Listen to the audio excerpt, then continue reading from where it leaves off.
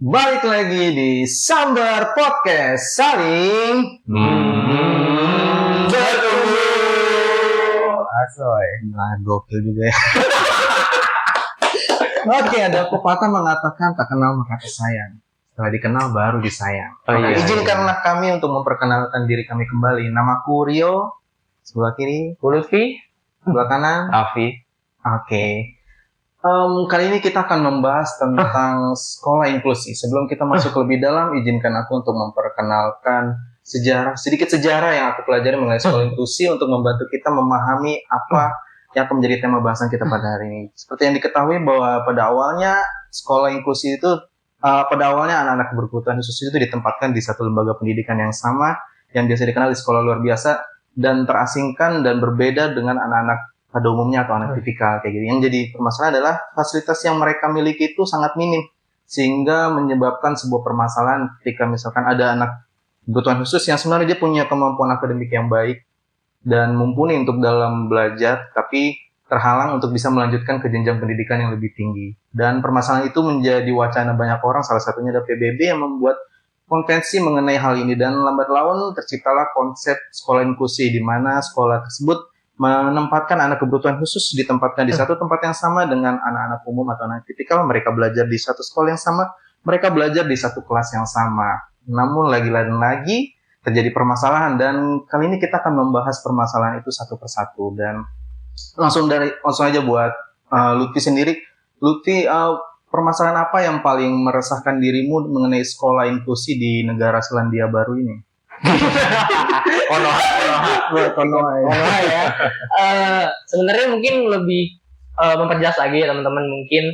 Jadi inklusi itu kan dasarnya itu merupakan sebenarnya dua pengertian ya. Jadi yang pertama itu sebenarnya lebih ke melibatkan include berbagai macam elemen gitu. Jadi ya tadi ada yang tipikal dan non tipikal atau yang disabilitas atau yang mungkin non disabilitas ya seperti itu. Terus ada juga yang menjelaskan bahwa pengertian dari inklusi itu merupakan bagaimana cara kita memandang diri sesuai dengan pandangan orang lain ya. Seperti tadi ya, kita harus bisa juga memposisikan diri kita bagaimana kalau teman kita inklusi itu seperti kita gitu loh. Makanya kan akhirnya sebenarnya itu menjadi problematik juga pada akhirnya karena memang nyatanya masih banyak nih diskriminasi yang terjadi gitu. Sedangkan kalau teman-teman tahu ya, di Indonesia sendiri itu sebenarnya udah ada aturan yang mengatur untuk terkait istilahnya untuk inklusi ini sendiri gitu.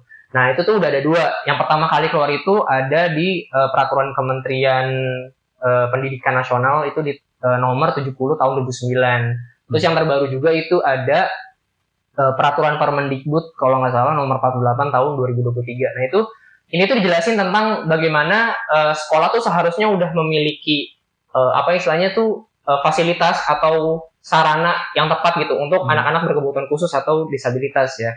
Nah, namun nyatanya yang sering terjadi itu masih banyak nih diskriminasi yang terjadi gitu, terutama dari pihak mungkin ya dari pihak oknum sekolah, misalnya kayak mereka menuntut ya karena kan inklusi itu kan cuman mensejajarkan, mensamaratakan ya. Jadi kadang yang terjadi itu masih terjadi gitu ketimpangan bahwa ya udah toh memang nyatanya kan ya udah sama nih, udah dibolehin sekolah di satu bareng-bareng.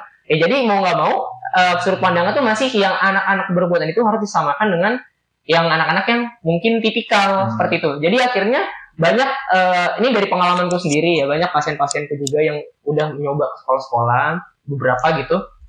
Mereka masih dapat diskriminasi. Jadi kayak masih dapat perlakuan yang anaknya itu dituntut sama seperti murid-murid yang tipikal gitu. Padahal nyatanya secara parameter kecerdasan mereka atau perkembangan mereka itu udah berbeda kan. Nah, jadi akhirnya orang tua mengeluhkan kayak gimana nih apa yang harus dilakukan gitu. Karena memang inklusi itu nyatanya di lapangan tuh masih hanya berupa penerimaan mereka ke sekolah, tapi belum penerimaan secara ya menyeluruh dari pendidikannya, kurikulum dan sebagainya gitu, segala macam ya, kayak aturannya juga ya. Karena memang ya masih dipandang yang menurutku tuh cukup awam banget gitu, mungkin buat orang-orang umum gitu. Dan nyatanya memang masih banyak juga terjadi kan ya, terutama buat di daerah-daerah yang mungkin lebih berada di ekonomi menengah ke bawah seperti itu, karena kan mereka nggak lebih aware nih akan hal ini. Jadi kadang ya masih dianggapnya ya itu adalah hal yang sama gitu, biasa. Padahal nyatanya disabilitas itu nggak melulu tentang ya adanya kekurangan di area tubuh aja gitu loh, tapi kan banyak hal yang sebenarnya menjadi permasalahan juga.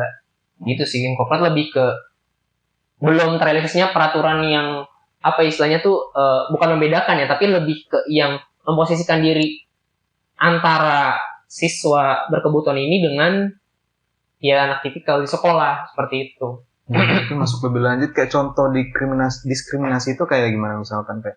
Ya, kayak tadi misalnya gini, di sekolah tuh kan ada sedang belajar satu mata pelajaran, misalkan matematika ya.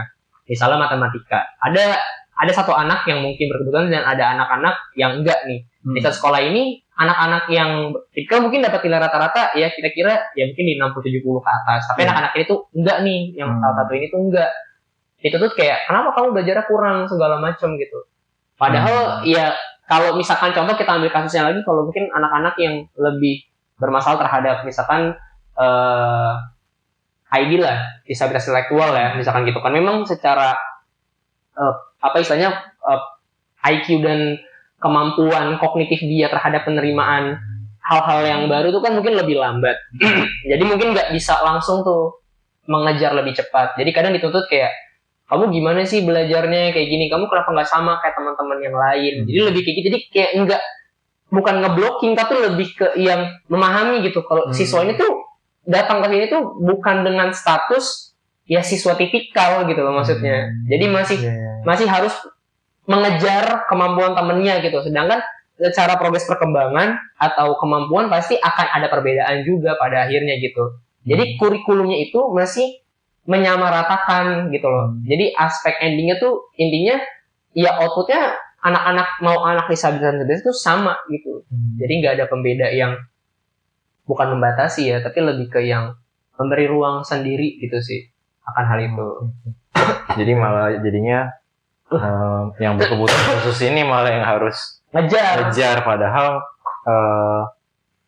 niatnya harusnya dia orang-orang yang sekitar tersebut yang bisa menyesuaikan sama anak itu. Betul.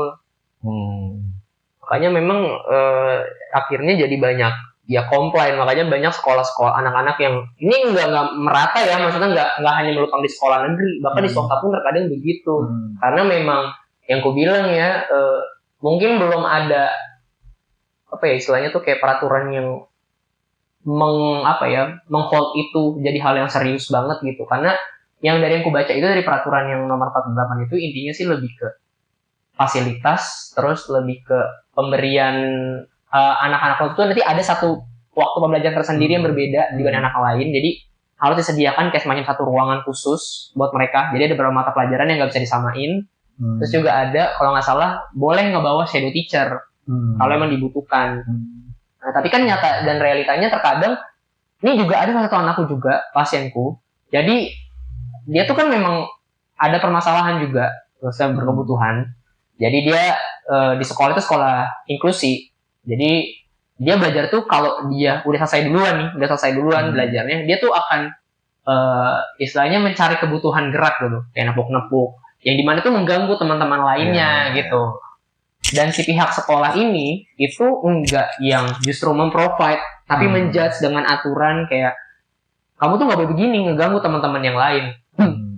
Maksudnya nggak ada kayak semacam pengantar gitu buat teman-temannya juga. Kalau misalkan ya bukannya nggak bisa, tapi si ini tuh punya hal yang nggak bisa diganggu nih, ya hal-hal ini. Maksudku kayak buat memberikan kelonggaran, kayak misalkan contoh kalau dia kelar belajar, bolehlah dia main dulu gitu, keluar gerak-gerak, baru masuk lagi. Karena kan memang itu yang dia cari kan. Maksudnya daripada dia dipaksa duduk diam gitu untuk stay, tapi endingnya mengganggu yang lain, jadinya malah nggak kondusif kan satu pembelajaran itu. Dan itu akhirnya berlarut-larut karena memang pihak sekolah itu selalu menuntut ke orang tuanya untuk anaknya ini yang mematuhi peraturan. Padahal permasalahan itu bukan memang nggak hanya dari segi perilakunya aja, tapi memang dari segi fisiologis badannya dia, sensoriknya dia memang belum bisa mengontrol tubuhnya secara utuh gitu. Dari tapi ada tanggapan atau gimana? Ya, jadi memang ya pentingnya sih guru-guru yang berada di sekolah inklusi itu memang memahami ya dasar-dasar dari sensorik itu ya kayak gitu. Jadi bahwa memang ketika anak kayak melakukan steaming seperti itu menggerakkan atau dia memukul meja, memang bukan dari niat dia untuk iseng, bukan dari niat dia untuk nakal, bukan niat dia untuk mengganggu, tapi memang ada kebutuhan diri dia untuk mengatur dirinya agar dirinya tuh bisa kembali fokus lagi, kembali on lagi kayak gitu. Jadi memang justru hal tersebut memang dibutuhkan oleh anak itu kayak gitu. Jadi ya itu tadi sih. Jadi memang ya penting sekali sih pengetahuan ini terhadap sensorik-sensorik terhadap guru-guru gitu. Karena kalau enggak ya terjadi kesalahpahaman tersebut kayak gitu, dan itu cukup fatal juga ya kayak gitu. Ketika anak butuh malah disuruh untuk stop kayak gitu dan nggak dikasih alternatif lain, ya boleh sih kita suruh stop, tapi sebenarnya kita kasih alternatif lain lah kayak gitu supaya bedanya bisa keregulasi lagi kayak gitu. Aku kebayangnya sih memang rasa-rasanya karena pengetahuan yang dimiliki oleh guru-guru di sekolah inklusi itu berbeda dengan pengetahuan yang kita miliki ya. Jadi kayak ya mereka pasti akan bekerja sesuai dengan pemahaman mereka, pengetahuan mereka, kurikulum yang mereka diberikan sama sekolah, dan itulah mereka jalani. Dan gak tau sih, kalau aku ngelihat permasalahan itu ya karena ketidaktahuan para guru-guru. Karena kalaupun aku nggak di sini pun aku rasa ya walaupun aku sarjana psikologi memang pasti nggak akan memahami konsep-konsep seperti itu sih. Apalagi mungkin kalau yang guru-guru yang memang fokusnya kan mungkin di pelajaran akademik dan mungkin belajar tentang ya materi tentang anak-anak khusus, tapi kan nggak sampai yang mendalam yang memang kalian kuasai kayak gitu, yang soal tentang sensori kayak gitu. Dan nggak tahu sejauhmu apakah memang pemerintah sebenarnya menyediakan kayak fasilitas-fasilitas untuk biar guru tuh bisa tahu mengenai hal-hal ini nggak sih? Kalau menurutku sih seharusnya menyediakan ya, karena memang maksudku pemahaman tentang kayaknya anak-anak special need itu kayaknya udah melek banget, karena kan memang ya, informasi kan nggak kita raih ya, harusnya dari gadget, dari ya website, sosial media segala macam gitu. Maksudnya udah banyak sumber yang bisa, mungkin ya selewat-lewatnya pasti ngeliat lah. Udah gitu kan sekarang juga udah ada ya hari disabilitas nasional, pokoknya hari yang berkaitan internasional. Maksudnya banyak tuh informasi-informasi juga berkaitan, dan pastinya ketika adanya peraturan tersebut sudah pasti kan akan ada sosialisasi terlebih dahulu nih, ya kan? Nggak mungkin maksudnya langsung diberikan aturannya dilaksanakan gitu aja kan, nggak, pasti harusnya udah ada. Makanya kan di sini juga aku bilang mungkin nggak semuanya, tapi maksudnya pasti akan ada beberapa yang mungkin memang tadi Om Rio bilang ya belum memahami, jadi akhirnya masih ada tuh hal-hal atau hak-hak yang tidak dijalankan gitu, yang seharusnya diberikan. Karena menurutku ini akan menjadi permasalahan serius sih kalau misalkan nggak dipahami secara merata. Karena memang yang aku bilang bahwa kalau kita balik lagi ke penjelasan inklusi tadi, itu kan kita harus bisa menempatkan diri pada posisi orang tersebut gitu. Jadi kalau kita memaksakan kehendak orang yang mungkin nggak bisa seperti kita, itu pasti kan akan susah sekali gitu ya. Jadi targetnya itu harus bisa istilahnya dibedah dan disesuaikan sih maksudku. Karena ya akan sangat disayangkan gitu potensi-potensi yang harusnya bisa muncul, tapi karena munculnya judging seperti itu, perlakuan yang istilahnya memberikan mereka berupa kayak cut off gitu ya, kayak tindakannya. Padahal mereka juga nggak tahu itu apa, dan mereka juga nggak mengerti cara penanggulangan yang mereka alami itu seperti apa. Ya akhirnya mereka cuma menganggap bahwa ya nggak boleh gitu. Nanti kan jadi akan berpengaruh kan ke motivasi belajarnya juga, ke segala macam halnya. Dimana nanti pasti akan berdampak pada putus sekolah dan segala macam. Karena untuk teman-teman juga salah satu alasan pemerintah memberikan pendidikan inklusif itu artinya adalah untuk mencegahnya putus sekolah. Karena memang itu tuh yang sering terjadi gitu. Jadi selain kemiskinan, ya anak-anak seperti ini juga tuh berpotensi mengalami putus sekolah juga kan biasanya seperti itu. Dan menurutku ini sih, jadi memang ya memang betul sih. Jadi ya masalahnya adalah ketidaktahuan dari si guru tersebut ya.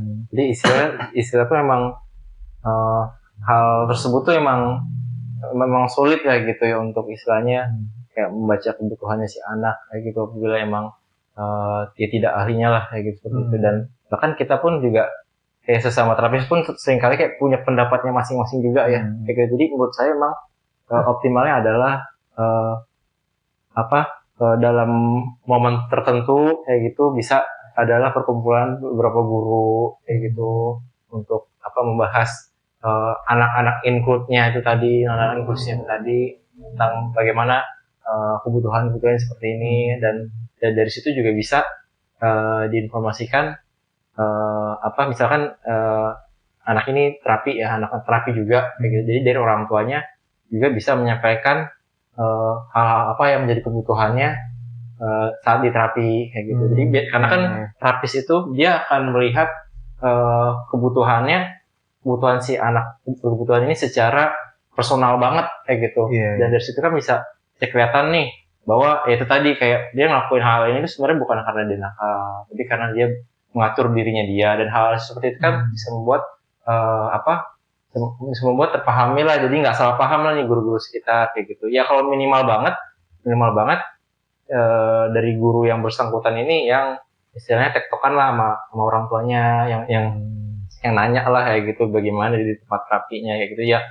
Ya itu tadi sih ya, maksudnya kalaupun emang misalkan gurunya nggak tahu ya disarankan ya gurunya banyak nanya lah sama orang tuanya yang sering ngobrol sama terapis gitu. Tapi ada positifnya juga. Jadi memang nggak semuanya, tapi ada juga beberapa anak yang sekolah juga yang memang sekolahnya menyediakan. Jadi kayak ada fasilitas terapi tersendiri di sekolah. Jadi memang dia punya gitu. Jadi kalau misalnya anak-anak yang udah tahu punya kebutuhan khusus, dia biasanya akan langsung mengarahkan dulu tuh ke berbagai macam elemen yang berkaitan. Kayak tadi ada tuh di sekolah juga yang punya fisioterapi, yang punya terapi bicara, ada juga yang punya okupasi terapi. Jadi istilahnya ada juga pasti yang memfasilitasi.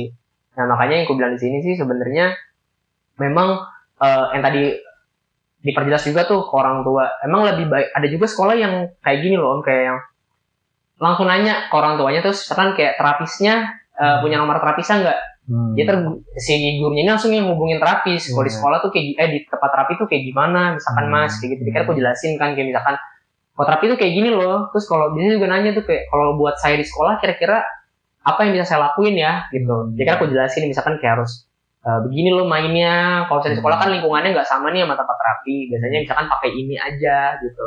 Jadi ya memang hanya sebagian kecil aja sih mungkin yang masih melakukan hal tersebut ya, cuman ya memang nggak pandang bulu aja, pasti ya karena ya yang aku bilang pemahaman akan hal tersebut itu memang belum segala aspek tuh paham, jadi memang perlu ya istilahnya pemerataan lagi lah terkait pemahaman mereka akan hal tersebut sih, karena ya pokoknya dia sih sangat-sangat merugikan sih pada akhirnya kalau misalnya nggak adanya kooperatif antara ya pihak sekolah dan orang tua gitu loh akan hal tersebut gitu. Jadinya itu ya cuma saling menyalahkan yang ada, yang berujung sama ya nama sekolahnya jadi buruk, terus orang tuanya juga akan dicap orang tua yang nggak mematuhi aturan. Jadi semuanya tuh jadi siklus yang serba salah gitu kalau yang kulihat gitu pada akhirnya. Karena kan ini ya maksudnya karena kan si anak berkebutuhan ini kan pertama dia punya kebutuhan sensoriknya yang secara personal kayak gitu yang beda banget satu sama lainnya kayak gitu. Terus kedua juga ketika dia berpikir pun dia kesulitan sekali nih untuk berpikir secara abstrak kayak gitu. Nah ini nih yang kadang seringkali bisa jadi salah paham kayak gitu. Jadi memang kan si anak berkebutuhan khusus ini dia kesulitan untuk membaca isyarat, membaca simbol-simbol, terutama kayak isyarat sosial yang seperti itu, dan ketika gurunya tidak memahami itu ya sangat berisiko tinggi untuk terjadi kesalahpahaman kayak gitu. Makanya memang kalau dari sisi orang tuanya memang wajib sih untuk cari sekolah yang emang mau lah ya, walaupun emang gurunya nggak tahu ya minimal mau lah gitu untuk cari tahu gitu, dibanding guru yang emang strict maunya dengan caranya dia tapi nggak memahamin kebutuhannya si anak sih kayak gitu. Iya, enggak berat. Kalau Berat. soalnya ini Nggak menyangkut mau soal nih. regulasi juga, maksudnya sesuatu yang Iya. sifatnya kompleks. Tapi kalau berbagi apa yang aku dapat ya, dengar-dengar cerita di luar negeri itu malah sekolah inklusif itu memang membantu sebenarnya biar masuk ke tadi yang soal masalah diskriminasi, anak-anak tipikal atau anak-anak umum tuh mengenal bahwa ada yang berbeda, ada anak-anak yang berbeda nggak seperti dirinya kayak gitu. Jadi dibiasakan untuk mereka bersosialisasi dalam satu lingkungan yang sama. Jadi ketika ada yang memang tadi tunanetra, ada yang memang disabilitas nggak bisa berjalan dan segala macam. Jadi tujuannya tuh membuat keberagaman anak tuh bisa lebih toleransi terhadap hal-hal tersebut. Enggak sekedar cuma kamu harus toleransi, enggak. Ditempatkan di satu situasi yang dimana mereka harus toleransi. Jadi nggak sekedar cuma nasihat, tapi ngerasain langsung. Oh iya, kalau ada yang temen aku misalkan kesulitan, misalkan ada yang tunanetra kayak gitu, terus dia mau waktunya pindah pelajaran kayak gitu. Jadi kayak udah terbiasa tuh, ada beberapa anak yang akan menawarkan diri, anak tunanetra itu dituntun masuk ke kelas yang pelajaran berikutnya kayak gitu. Dan di situ kan sebenarnya sesuatu hal yang baik gitu, dimana penempatan itu mengajarkan anak-anak yang umumnya tuh bisa mengenal dunia lebih luas lagi kayak gitu. Karena balik lagi, nggak, namanya kebaikan tuh nggak bisa sekedar cuman nasihat doang kayak gitu. Dan tapi ternyata kan ada begitu banyak permasalahan yang malah membuat anak-anak yang harusnya bisa melihat hal itu menjadi sebuah kekuatan, tapi ternyata kan ya dengan sistem yang ada membuat itu menjadi sesuatu yang aneh dan malah membuat jarak antara anak yang umum, anak tipikal atau anak-anak berkebutuhan khusus. Jadi kayak kalau permasalahan yang ini terus berlangsung, jadi kayak gapnya jadi makin jauh sih kayak gitu sih. Sebenarnya dengan sistem yang baik itu justru malah membawa hal baik juga untuk siswa yang tipikal itu ya. Jadi maksudnya bukan hanya dari siswa yang di divergent aja, tapi justru tipikal ini yang membuat dia jadi lebih bisa menahan impulsivitasnya ketika misalkan anak yang berkebutuhan khusus ini melakukan hal-hal yang nggak nyaman. Terus juga kayak dari dia juga bisa lebih menghargai perbedaan juga, terus juga bisa mengurangi bullying juga. Gitu.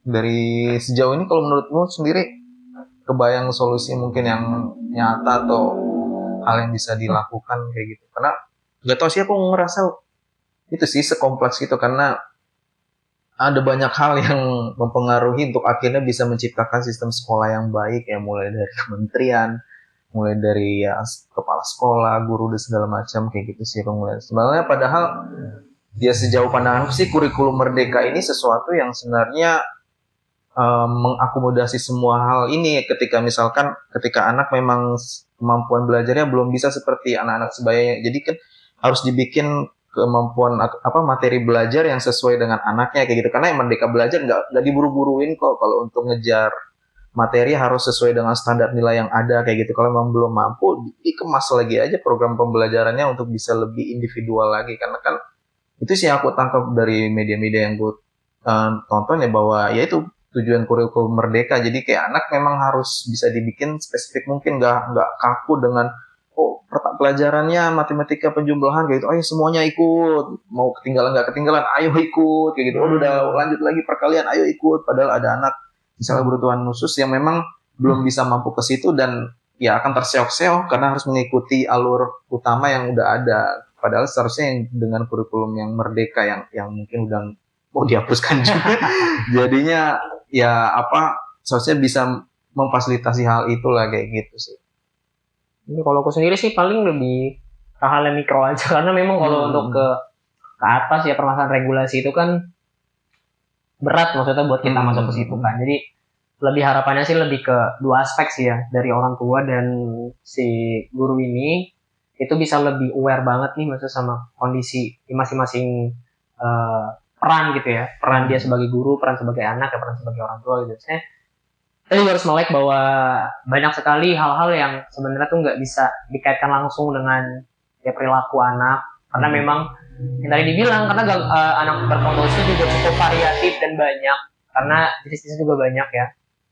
Jadi untuk mungkin teman-teman guru atau orang tua dia sama-sama lebih banyak sharing, lebih banyak berbagi pengetahuannya, misalnya punya pengalaman apa, dan guru-guru juga bisa lebih banyak ekspor lagi terkait anak-anak itu. Kalau anak-anak berkebutuhan A, B, C, dan D itu kebutuhannya apa yang harusnya dilakukan, apa yang harusnya dihindari seperti itu tuh, biar nantinya tuh saat mendapatkan misalkan hal tersebut gitu terjadi, mereka tuh udah nggak yang kayak tadi langsung yang judging atau yang cut off bahwa itu salah gitu, bahwa banyak hal bisa dilakukan gitu untuk meminimalisir terjadinya hal-hal ya yang tadi disebut ya, kayak misalkan kelas antara orang tua dan anak, terus ya kelas antara guru dan murid, ya segala macamnya lah istilahnya gitu, yang berujung pada putusnya sekolah atau pindah sekolah. Itu kan banyak banget kan yang sering terjadi gitu. Kalau misalkan udah benar-benar kayak nggak cocok, pasti ya orang tua ngapain sih, pasti dia pindah sekolah gitu ya, atau ya udah benar-benar mentok banget. Kalau misalkan emang dirasa kayaknya udah nggak bisa, ya pasti ya ujung-ujungnya putus sekolah. Jadi lebih melek aja sih, lebih banyak cari informasi terkait hal tersebut gitu. Kalau mau lebih bagus, misalkan bisa tuh, misalkan di salah satu, misalkan sekolah kan perkumpulannya pasti tuh di perkumpulan sekolah. Gak apa-apa tuh dalam satu waktu, misalnya bikin kayak semacam ya sharing session aja sama ya elemen-elemen yang berkaitan kayak terapis, dokter segala macam ya. Maksudnya untuk misalkan kayak ini sekolah kita punya ini nih, kira-kira apa yang bisa kita lakuin ya, misalkan dari berbagai macam sudut pandang misalnya gitu kan, biar nantinya tuh bisa lebih dapat gitu. Karena kan mungkin kalau kita searching atau gitu kan mungkin ya pasti bakal ke distract banget sama banyak hal ya. Kalau kita udah buka TikTok kan pasti kita bakal buka-buka yang lain, susah banget kan maksudnya terfokus ke hal yang kita cari biasanya. Ya lebih kayak gitu sih, mungkin bisa lebih diwadahi lah nantinya gitu hal tersebut dengan semua elemen yang bersangkutan gitu. Dan nanti maksudnya pionir-pionir yang lahir itu, maksudnya guru-guru yang udah diberdayakan dengan pemahaman seperti itu, nanti bisa diturunkan lagi ke generasi-generasi guru selanjutnya gitu di lingkungan tersebut gitu sih. Tapi gimana? Terkait apa sih tadi? Kalau menurutmu kira-kira solusi yang bisa kita lakuin gitu untuk misalkan, atau ada pengalaman sendiri tentang anak terapi yang berkaitan dengan sekolah inklusi, ada permasalahannya atau gimana, mungkin bisa sharing-sharing. Ya, potensial utamanya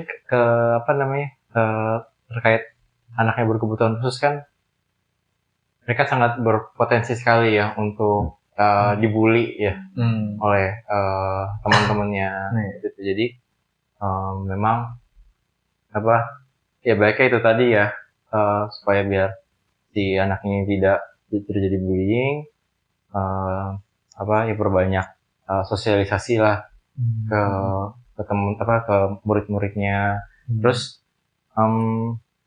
bullying itu kan sebenarnya bisa terjadi karena kumpulan anak-anak yang lain ini ngerasa kalau si anak tersebut ini, anak yang berkebutuhan khusus ini, dia memiliki perilaku yang berbeda itu tadi ya. Dan biasanya di sekolah ini mereka kayak mencari gitu untuk supaya diri dia itu memiliki power lah, memiliki lebih dari yang lainnya. Jadi biasanya mereka akan melakukan seperti itu, akan melakukan bullying, dan biasanya emang yang dicari itu adalah perhatian dari si yang jadi korban ini kayak gitu. Jadi memang ketika si korbannya marah, korbannya ketawa, itu menjadi tatapan utama lah bagi yang si pelaku bullying itu. Dan jadi memang menurutku memang perlu juga sih banyak sosialisasi dari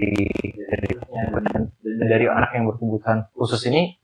Menurutku juga perlu juga sih dibekali untuk bagaimana cara untuk menanggapi hal-hal tersebut kayak gitu, dan perlu dilakukan nasihat secara berulang dan secara spesifik juga.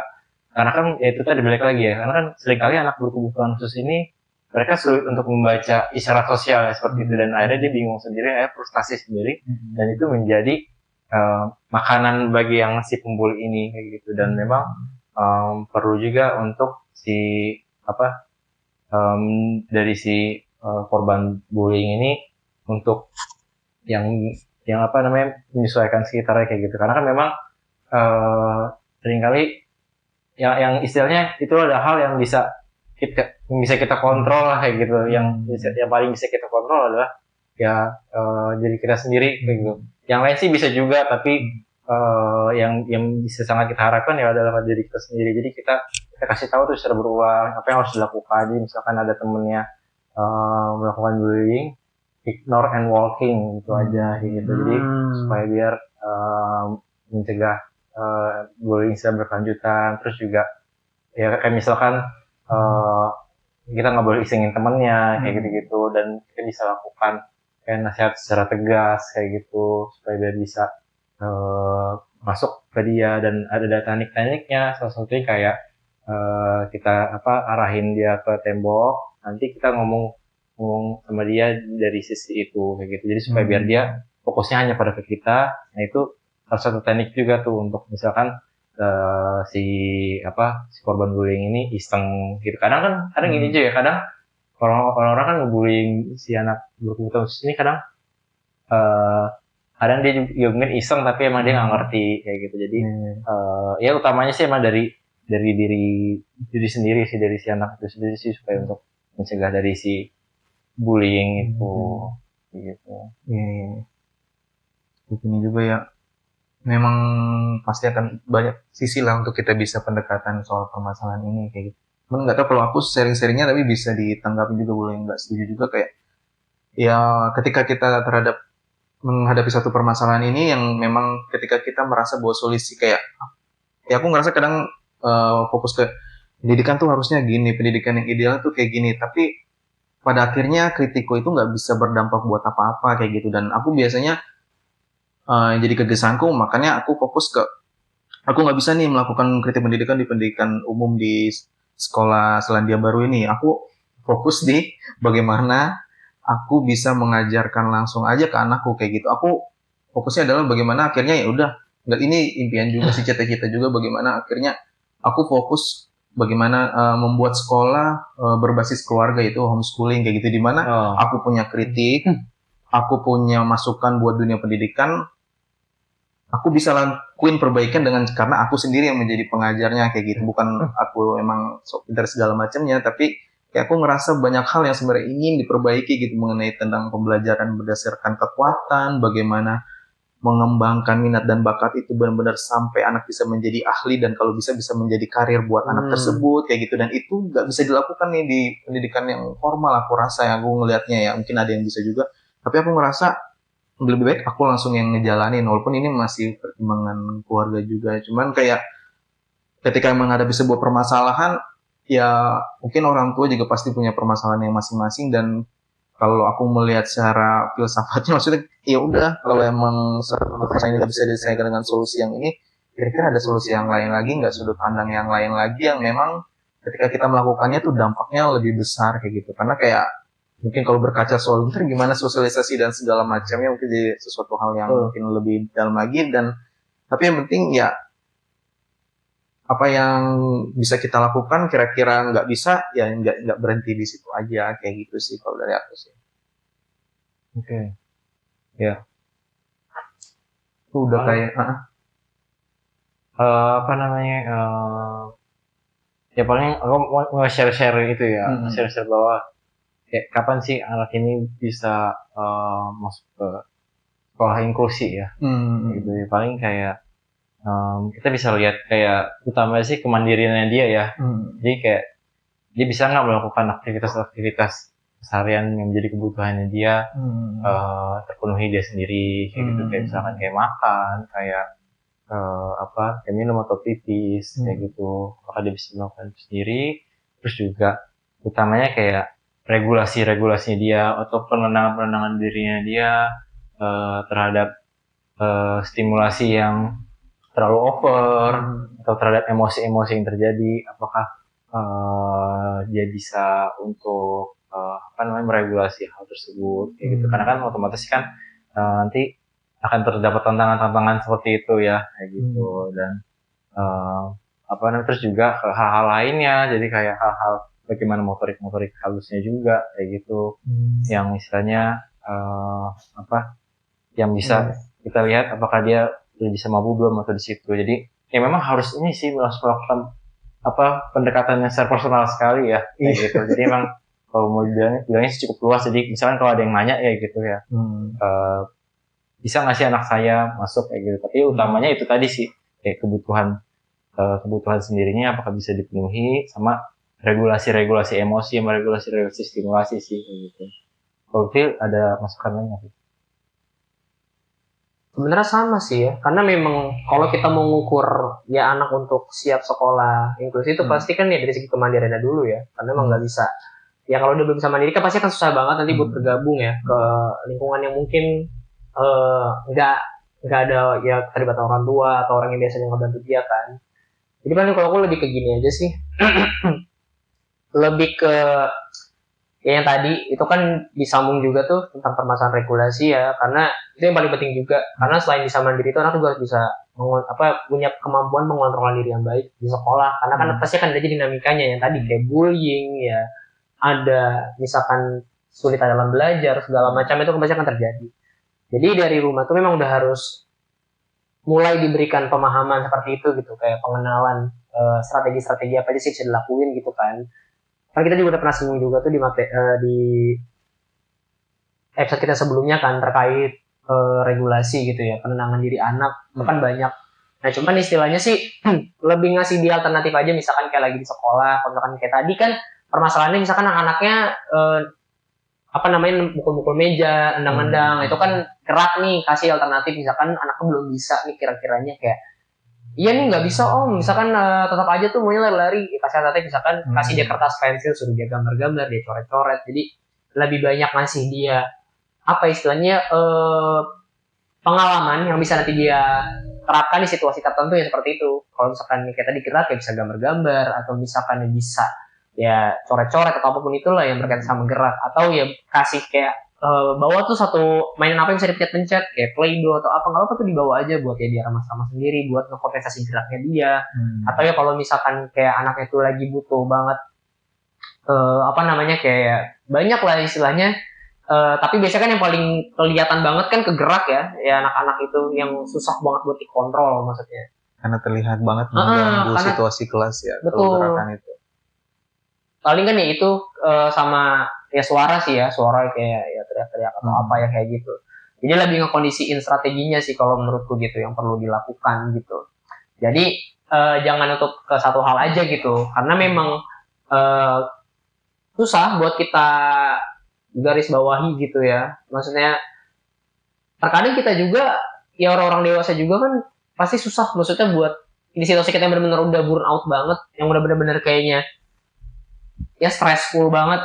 Maksudnya nggak akan punya kan satu strategi yang klik banget kita pakai gitu loh maksudnya. Nah itu yang makanya aku bilang kalau mereka nantinya punya banyak strategi atau pengalaman yang udah diajarkan atau mungkin yang udah pernah diberikan, nanti itu akan berdampak juga buat mereka. Jadi ketika satu hal ini misalkan ini nggak bisa di kelas nih, aku kayaknya bakal ganggu, bisa pakai ini juga. Jadi punya banyak alternatif lain yang bisa mereka kembangkan ketika mendapatkan situasi itu di sekolah gitu. Karena pada hakikatnya anak itu unik dan anak itu bukan mesin yang kalau dikasih pulpen dia akan tenang. Hari berikutnya kasih pulpen lagi akan tenang. Hari berikutnya belum tentu, hari keempat belum tentu, bahkan mungkin lebih marah. Betul, gitu. Jadi betul. Penting jangan bertahan di satu cara doang ya. Maksudnya karena kita harus ngelihat bahwa anak itu manusia, maksudnya dia pasti punya dinamikanya tersendiri dan penting untuk kita bisa memahami hal-hal tersebut ya. Betul. Kayak kan mungkin kalau untuk ya anak-anak dengan tipikal kan dia lebih banyak dapetin paparan sosial, dapetin banyak paparan hal-hal yang mungkin nggak bisa dapetin banyak sama anak berkebutuhan khusus ya. Makanya kan untuk itu ya sebagai parents kita nih yang masih pemegang kendali penuh akan anak itu, kita harus bisa juga mempersiapkan mereka dengan matang. Ya tadi ya misalkan ya selagi masih pada tahap usia golden age-nya mereka, ya berikan mereka banyak eksplorasi bermain, berikan mereka banyak kesempatan untuk mendapatkan banyak istilahnya tuh jembatan ke dunia sosial seperti itu. Karena ya sebenarnya perlu dipersiapkan tuh itu sih, karena kalau misalnya gampang ya istilahnya kan lebih baik mencegah daripada mengobati ya. Misalnya kalau udah terjadi dan ya di tahap mereka udah masuk ke usia prasekolah dan terjadi hal seperti itu pasti udah akan sulit banget maksudnya buat kita kayak rem gitu loh untuk anaknya gitu, karena kan ya apa yang sudah dibentuk itu maka itulah yang udah jadi gitu. Jadi istilahnya untuk mengembalikan mereka ke setelan awalnya kan pasti akan butuh waktu yang lama dan nggak bisa dilakukan berbarengan apa istilahnya dengan kegiatan sekolah gitu loh. Pasti akan berbentrokan yang tadi terjadi gitu ya. Jadi makanya untuk dipersiapkan sedini mungkin gitu. Makanya harus diseimbangkan juga sih dari segi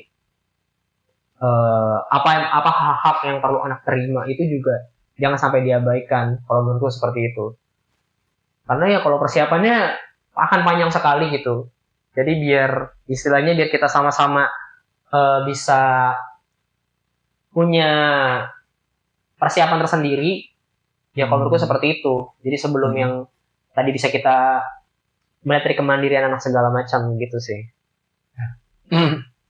Kayak menurutku emang penting banget sih ya ketika anak berkebutuhan khusus ini ingin masuk sekolah. Memang menurutku emang sebaiknya ada terapi-terapi dulu yang dia dilakukan, baru dia masuk ke fase sekolah gitu kayak gitu. Karena itu tadi ya, karena kan ketika anak ini sebenarnya belum siap dilihat dari sensorik dan lain-lainnya, tapi dia dipaksakan untuk sekolah, itu justru malah bisa memundurkan ya kayak gitu justru, dan bahkan membuat situasi kelas menjadi frustasi, gurunya frustasi, temannya frustasi, mungkin anaknya juga lebih frustasi lagi yang jadi anak kebutuhan khusus tadi. Jadi memang perlu banget ya terapi itu dan dapat referensi dari terapis itu menurut aku itu penting banget sih emang. Kayaknya udah oke juga sih kalau dari aku udah di akhir podcast kayaknya. Iya. Gue rasa ya kita kalau ngomong. Oh yang pasti ya ini sih aku ngerasa bahwa kita punya sudut pandang yang berbeda dan nggak apa-apa dibahas, dan kalaupun itu juga terjadi ketika misalkan antara terapis dan guru-guru sekolah juga untuk berbeda pandangan, itu sih hal yang wajar. Yang penting kita tetap terbuka diskusinya, dan ya apa yang kita katakan mungkin bisa salah juga, tapi kalau misalkan ada diskusi kan jadi yang ketemu adalah titik tengahnya apa yang terbaik buat anak, apa yang terbaik buat murid, bukan gue lebih bagus daripada guru atau gue lebih bagus daripada terapis. Enggak, kan pada ujungnya kita fokusnya adalah ke anak kayak gitu sih. Udah ada akhir kata tuh? Cukup sih kalau aku, karena memang ya intinya sih lebih seperti itu ya. Jadi jangan sampai maksudnya nantinya apa yang sudah dibuat ya aturan itu jadi diabaikan sih, menurutku seperti itu. Jadi ya untuk kita semua ya, kita juga mungkin masih banyak lah punya hal-hal yang kita langgar juga. Tapi maksudnya kita juga sadari bahwa apa yang kita lakukan ini kan juga berdampak pada orang lain, terutama anak-anak atau murid gitu ya. Jadi kita harus bisa sama-sama memandang bahwa ya apa yang kita lakukan itu juga akan berdampak gitu. Jadi jangan sampai nantinya yang kita berikan itu malah berujung pada hal-hal yang bisa merugikan anak sih, seperti itu. Lutfi? Ya menurutku sih kita harus banyak memahami anak ya, gitu ya, dari sisi terapis, dari sisi guru juga harus banyak memahami anak. Maksudnya apa maksud dibalik yang dilakukan itu sih, gitu. Yang gitu aja sih. Oke, terima kasih buat teman-teman yang udah ngikutin podcast kali ini, dan silakan berkomentar atau misalkan ada tanggapan dan segala macamnya, kita terbuka. Atau mungkin ada yang pengen ngasih masukan buat pembahasan berikutnya, boleh-boleh banget. Jadi, atau mau gabung di Narsum juga, nah itu boleh tuh. Wah, soal itu. Ada beberapa. Itu udah kayak boleh dong gabung, itu boleh. Tapi non profit ya. belum bukan gaya belum ya. Nih, ayo sponsor di sini. Teh pucuk 3 gitu kan. Amin. Oke, bye semuanya. Thank you. Bye.